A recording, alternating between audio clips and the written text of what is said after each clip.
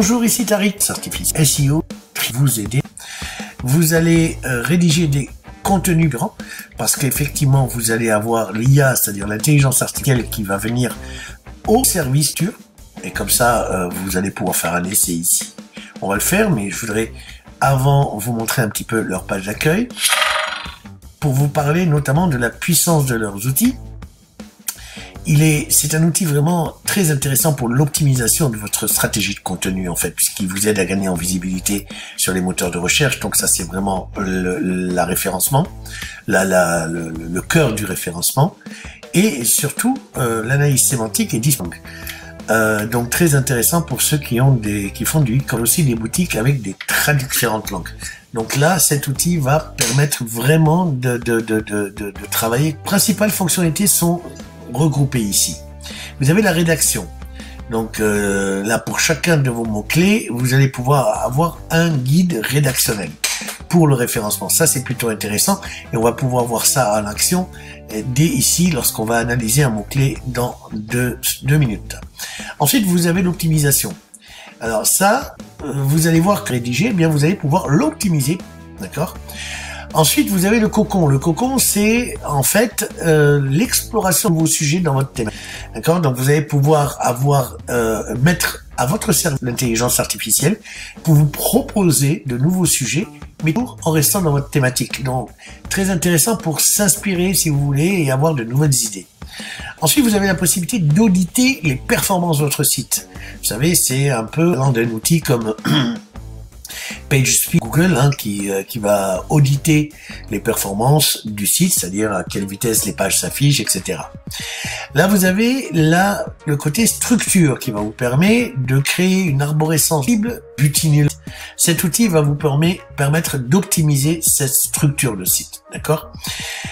Ensuite, vous avez la stratégie des mots-clés où là, c'est encore une partie de l'outil qui est intéressant.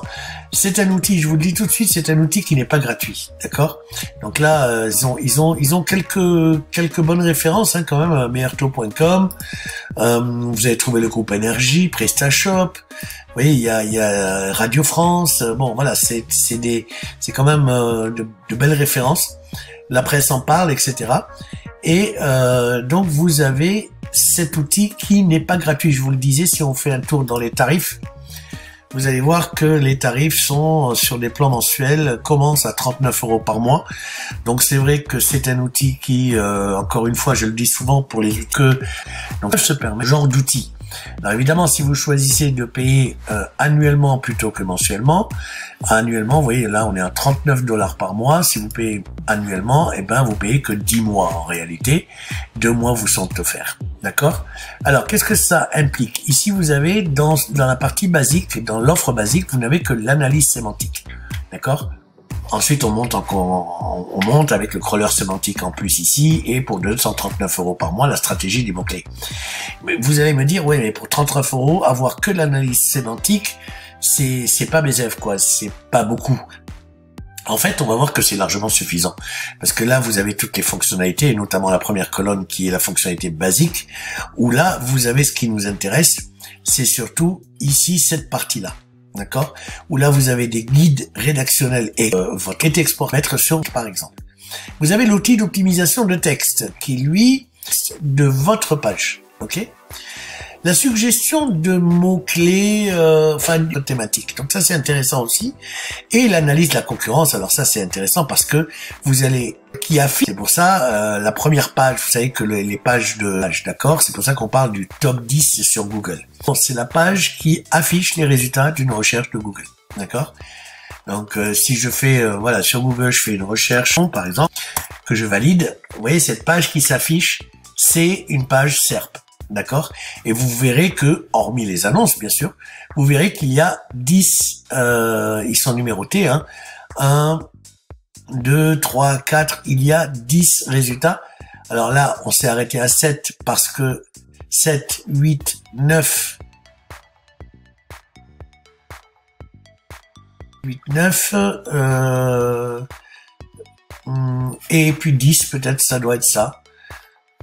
annonce, oui, 7 plus 2 annonces, plus ici la fiche de l'entreprise, donc ça fait les 10 résultats de page. Donc là, c'est intéressant d'analyser la concurrence. Voilà. Alors, bien sûr, pour ce prix-là, le prix basique, vous n'avez que la langue française qui est supportée. Donc ça peut être intéressant. Et maintenant, on va voir, en fait, on va revenir à la page d'accueil et on va saisir un mot-clé à les convertir et je vous rappelle Alors, si j'analyse justement cela, vous voyez, il me demande de m'inscrire et de bénéficier de 7 jours d'essai et de 3 analyses. Donc ça, c'est plutôt intéressant. Donc, je m'y inscris avec mon nom de mes adresses email. Donc, je le fais vraiment en direct. Tariq, vous êtes webmaster, marque de médias, allez, webmaster blogueur. Suivant, votre mot de passe et un mot de passe, pouvoir se connecter, accepter les termes en conditions, commencer. Donc normalement, s'il ne nous demande pas d'aller à la connexion, donc à notre compte, quitte à confirmer l'adresse email plus tard. À mon avis, il y a quand même un mail qui est envoyé, mais en attendant, alors ça mouline probablement, on va se retrouver dans notre compte directement.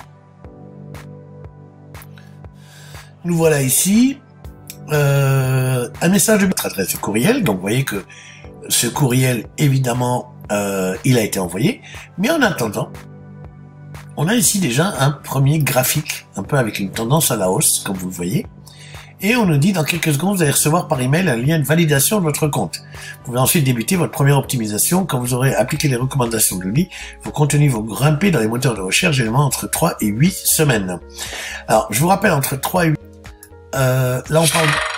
là, on parle de référencement. Et quand on parle de référencement, le référencement, ça se fait pas en un clic. Je peux vous dire hors de référencement. Et c'est tout à fait normal. Donc voilà. Donc là, c'est plutôt assez court le résultat, entre 3 et 8 semaines pour les résultats. C'est plutôt assez court. Donc je vais aller voir mes emails et valider. Et je reviens vers vous. En attendant, je vais mettre la vidéo en pause. Voilà. Après avoir dans l'email, j'arrive sur cette page qui me dit merci d'avoir testé SEO Quantum. Vous avez créé contenu performant pour booster vos cibles l'offre triée pendant 7 jours et 3 analyses. Dépêchez-vous d'en profiter. Donc voilà. Donc je vais dire je commence. Et là, on va commencer l'analyse sémantique. Et on va saisir le mot-clé qu'on a, c'est convertir. Mais convertir mes prospects, vos prospects, peu importe. Je vais lancer l'analyse sémantique. Donc voilà, là, l'intelligence artificielle se met en branle, hein, avec des modèles de langage naturel. Là aussi, hein, il y a c'est plusieurs millions de modèles qui sont pris en compte de l'intelligence artificielle.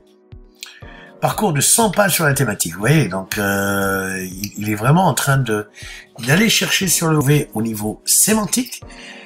Il va regrouper les sujets liés abordés, il va analyser la concurrence et il va nous donner un résultat sur un free trial, bien sûr, de 7 jours, mais sur une offre de base. Hein. Alors, je crois qu'on est sur une offre de base. Bon, alors, voyons un petit peu les résultats.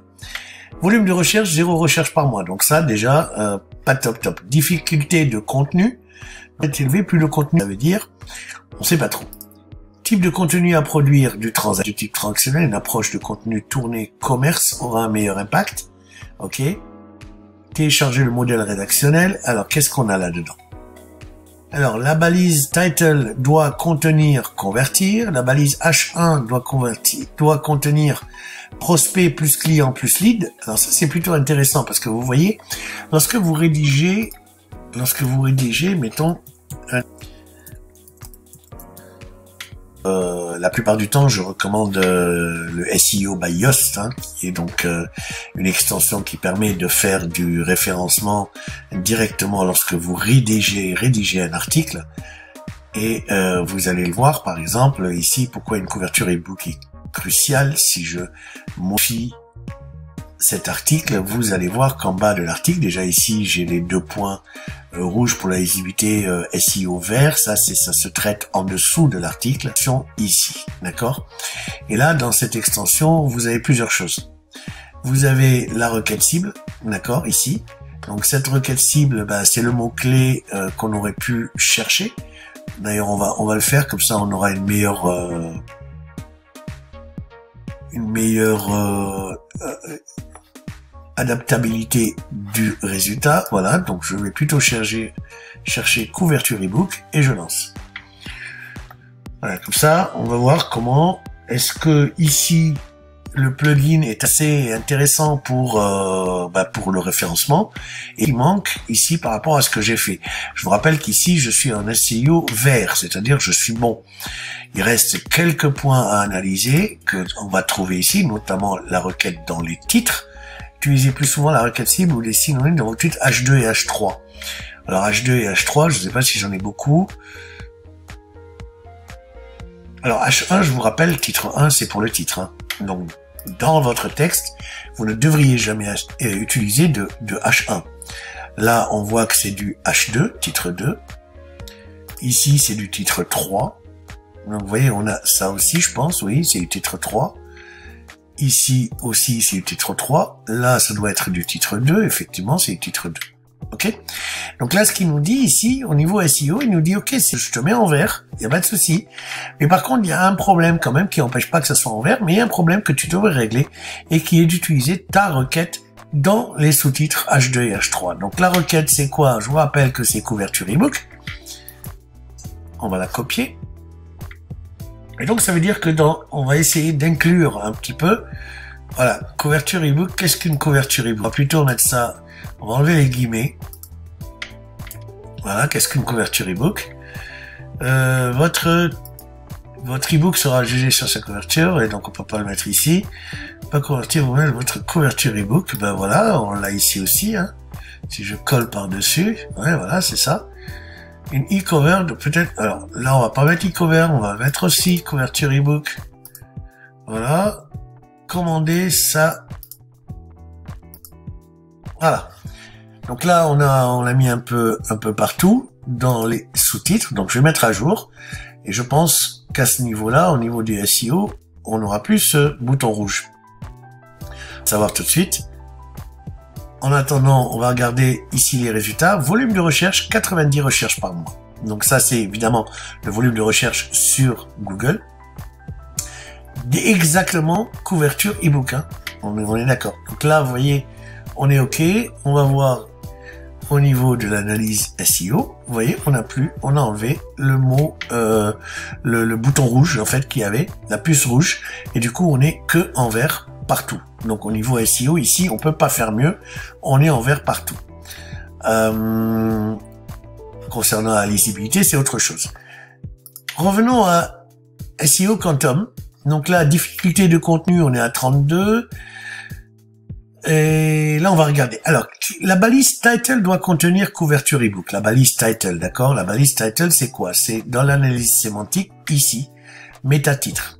D'accord? Et là, on l'a pas. Si, pourquoi une couverture ebook? Ça fait partie du titre.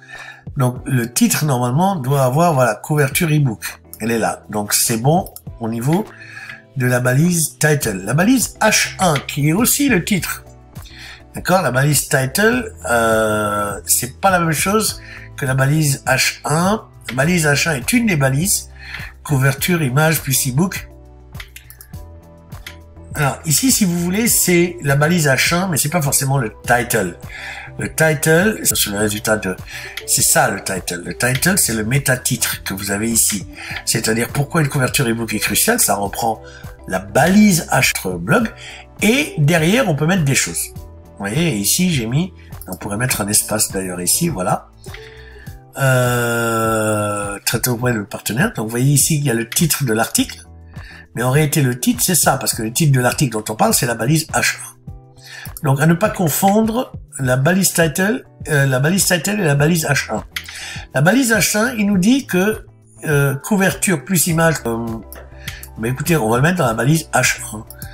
La balise H1,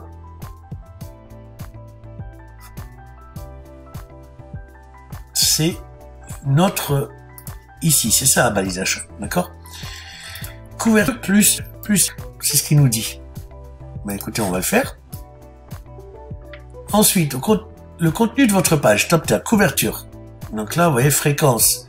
Il a cherché un peu ce que j'ai mis, couverture, 60 fois, importance 100, livre, couverture, visuel, livre, etc. Donc là, pour chacun des thématiques, vous avez le nombre de fois qu'a été trouvé notre mot-clé. Liste des mots à ajouter à votre page afin de qualifier le contenu aux yeux des algorithmes de Google. La fréquence est calculée pour un texte d'une longueur de 980 mots. Donc, il va falloir éventuellement rajouter ici ces textes-là. La structure du contenu, en fait. La structure du contenu, c'est une proposition de structure de contenu comprenant les titres et les mots à utiliser. Donc, pour les balises H2, e-book et visuel, Amazon et fichiers, documents et e-pub, e-book et design. Dans les balises H2, c'est ce que je devrais utiliser. Les balises H2 qui sont donc les intertitres. Donc, par exemple, qu'est-ce qu'une couverture e-book? D'accord? Après, dans le H2, on peut avoir de l'H3. Et là aussi, il y a des mots à utiliser. D'accord? En dessous, vous avez ici de quoi booster, etc. Donc, voilà. 30 couvertures, non chiffre d'affaires, résultat. Point 3D, crochet splendide YouTube. Donc là, on peut lancer une analyse sémantique sur couverture et 3D gratuit. Alors gratuit, justement, non. Voilà. Ici, pourcentage longueur de contenu. La taille de votre contenu doit être au moins de 980 mots. Donc là, par rapport à ce contenu-là, pour être bien positionné, ils vous disent on doit avoir au moins 980 mots. Ça tombe bien, notre article a un peu plus que ça. Voilà, notre article a 2178 mots. Donc là, pas de souci. Verbe de l'analyse. Est-ce que Quantum a identifié les verbes suivants comme étant les plus utilisés? Fixe, voire créer. Peut-être qu'il va falloir aussi avoir dans ce nuage de mots des mots en rapport avec leur fait, donc peut-être convertir, des conversions, des choses comme ça. Ici, Quantum a identifié les entités suivantes. Apple, sélectionné. Donc là, ouais, bon, là, je sais pas trop quoi vous dire. Au niveau de l'onglet questions ici, comment faire une couverture d'e-book? Vous voyez, donc ça c'est quand on indique l'importance de la question pour le mot-clé analysé. Vous voyez, et pourquoi couverture gratuite? Pourquoi couverture? Quand couverture e-book gratuit? Donc là, c'est plutôt ça qui est intéressant. Comment faire une couverture e-book? Comment faire une couverture? Comment créer une couverture e-book? Couverture e-book gratuit. Alors attention, avec le mot gratuit, je suis pas un fan des mots gratuits. Bref. Là, vous avez des rapports d'analyse. Maintenant, si on veut optimiser un contenu, il va falloir l'écrire. D'accord? Imaginez que je vais prendre l'URL de l'article. Donc, l'URL de l'article, c'est ça. C'est quand je vais voir la publication. Donc là, hop, je vais prendre toute l'URL de l'article, copier, que je vais donc donner ici. Et là, je vais tout simplement coller l'article. Alors, coller l'article, eh bien, je vais faire un CTRL A pour tout sélectionner, faire un copier et coller ici mon article. Voilà. Et maintenant, optimiser le contenu et l'URL. Qui est l'outil 1.fr que vous avez ici, qui est un outil qui travaille à peu près de la même façon. Donc voilà, c'est je vous renvoie à .fr. Et là, vous voyez, on a un score de 46. D'accord? Avec ces scores-là, c'est une moyenne 46, une moyenne de l'objectif, vous voyez. Et voilà, votre score moyen de la concurrence. Donc là, vous voyez que, hop, sur la sémantique, on est un peu moins que la concurrence. Sur la lisibilité, on est au-dessus. Et sur le champ lexical, on est gravement au-dessus. Donc, le contenu est pas mal. Il y a un nombre de mots de 1200. Moyenne des mots, donc là, on est au-delà de l'objectif. Ici, il y a une coche verte pour dire c'est OK pour ça. Par contre, le titre, lui, aucun titre principal H1 détecté. Et ben, le H1, ah oui, c'est vrai que le H1, c'est le titre. Alors, on va refaire les choses. On va copier l'URL puisqu'il la connaît plus. Donc, on va coller l'URL et surtout le H1. Alors, le H1, c'est le titre. Donc, c'est le titre, c'est ça. Donc, on va copier. On va le mettre ici. Et on va le mettre en H1. Voilà. Et là, c'est l'URL. Non, l'URL, pourquoi il l'a pas prise? Copier. Coller. Voilà. Et je relance le travail. Et donc là, j'ai l'URL à donner, j'ai mis la balise H1 puisqu'il demandait. Et là, qu'est-ce qu'on a? On a le titre. Ici, le titre ne semble pas suffisamment significatif. Votre score H1 est de 70 sur 100. A. L'utilisation des mots remarquables suivant la même permet d'augmenter votre score. Pourquoi une couverture image e-book est cruciale? Ah, il nous propose, vous voyez. Donc ça,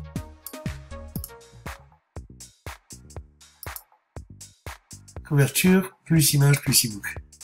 Avec la balisation, d'accord. Suffisamment significatif. Pourquoi créer, alors, dans ce cas-là? Pourquoi créer une couverture image e-book est crucial. Ok. On va voir si le fait d'avoir rajouté ce verbe créer va changer quelque chose. Et vous voyez que le référencement, vous voyez, on n'est pas top ici, on est sur 56 sur 100. Bon, on est au-dessus de la moyenne, mais quand même. Le respect du champ lexical. Alors, si vous regardez comment rédiger sur outils, titre, comment rédiger sur titre, comment rédiger sur police. Alors, la présence du sujet dans votre contenu. Donc, si je clique sur l'outil, utilisez les mots et concepts ci-dessous pour écrire votre paragraphe à propos de outils, ce que les concurrents disent. 5euros.com. Tiens, voilà, créateur de couverture pour concevoir la couverture de votre e-book idée ou de votre livre broché. Vous voyez, donc là, il y a des choses qui nous sont proposées. Même cet outil, alors outil de création. Pourquoi créer? Donc là, on va un peu plus loin dans le travail, évidemment. Donc là, je vous laisse découvrir ça. Les questions. Alors les questions pour le titre, c'est peut-être pas mal. Qu'est-ce qu'un e-book? Quelle solution choisissez-vous? Quelle taille pour une couverture d'e-book? Quelqu'un peut-il me dire comment créer une couverture de livre? Le cluster thématique. Alors ça, c'est intéressant parce que justement, il faudrait créer un contenu complémentaire parce que le score de contenu de la concurrence est de 46. Augmenter la pertinence thématique pour créer de nouvelles pages sur couverture 3D. 3D couverture à Nantes, etc. Vous voyez.